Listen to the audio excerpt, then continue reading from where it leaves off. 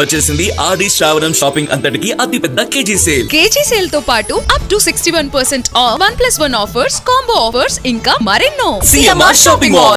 కాంగ్రెస్ అంటేనే కలహం, వర్గ రాజకీయం ఆ పార్టీ పేటెంట్. గ్రూపులుగా విడిపోవడం హస్తం పార్టీలో కామనే. ఇప్పుడు ఆసిఫాబాద్ జిల్లా కాంగ్రెస్లో కూడా వర్గపోరు ఒక రేంజ్లో నడుస్తోంది. ఆసిఫాబాద్ డీసీసీ అధ్యక్షురాలు ఆత్రం సుగుణ, ఇన్ఛార్జ్ అజ్మీరా శ్యామ్ నాయక్, నియోజకవర్గ నాయకుడు విశ్వవర్మ, ఈ 3 గ్రూపులతో పార్టీ గందరగోళంగా మారింది.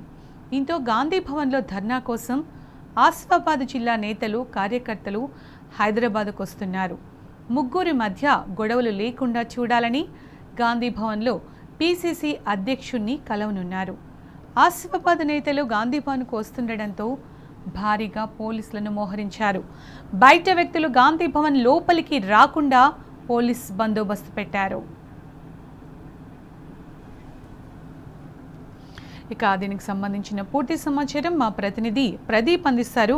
ప్రదీప్, ఆసిఫాబాద్ కాంగ్రెస్లో 3 వర్గాల మధ్య ముదిరిన పోరు గాంధీ భవన్కు చేరుకుంది కదా, అప్డేట్స్ ఏంటి?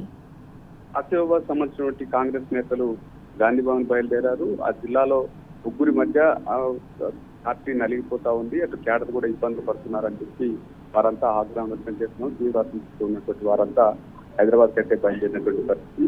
జిల్లా అధ్యక్షురాలు ఆత్మ సుగుణ, అదేవిధంగా బోధు నియోజకవర్గ ఇన్ఛార్జ్ శ్యామ్ నాయక్, ఇతర నేతల మధ్య ఉన్నటువంటి తలెత్తినటువంటి వివాదం వల్ల అటు కాంగ్రెస్ పార్టీ కేడరు, అదేవిధంగా పార్టీ ఇబ్బందులు పాలవుతా ఉంది.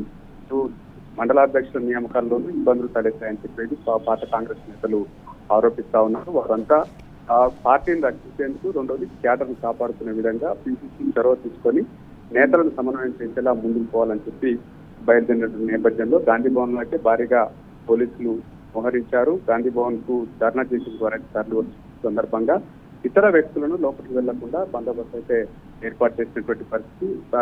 ప్రతి అంశాన్ని, ప్రతి వ్యక్తిని క్షుణ్ణంగా పరిశీలించిన తర్వాతే అక్కడికి పంపుతున్నటువంటి పరిస్థితి. మొత్తానికైతే కాంగ్రెస్ పార్టీలో విభేదాలు తలెత్తున్నటువంటి పరిస్థితి. ఎక్కడికక్కడ నియోజకవర్గానికి సంబంధించినటువంటి నేతలు గాంధీ భవన్కి వచ్చి ఆందోళన చేస్తున్నారు. ఈ నేపథ్యంలో నిత్యం గాంధీ భవన్ ధర్నాకు కేంద్రంగా మారినటువంటి పరిస్థితి. ఇందిరా పార్కును తరలించేలా గాంధీ భవన్ లో నిరసన అయితే జరుగుతుంది. ఇప్పటికీ ముఖ్యమంత్రి రేవంత్ రెడ్డి గాంధీ భవన్ లో ఎటువంటి ప్రొటెస్ట్ చేయొద్దు, అలా ప్రొటెస్ట్ చేసినటువంటి వ్యక్తులను తీవ్రంగా వారి కఠిన చర్యలు తీసుకోవాలి, అవసరమైతే కన్స్ట్రక్షన్ చర్యలు తీసుకోవాలని ఆదేశించినప్పటికీ క్యాడరు మాత్రం పెద్ద ఎత్తున గాంధీ భవన్ లో ఆందోళనకు అయితే దిగుతున్నటువంటి పరిస్థితి మనం చూస్తా ఉన్నాం.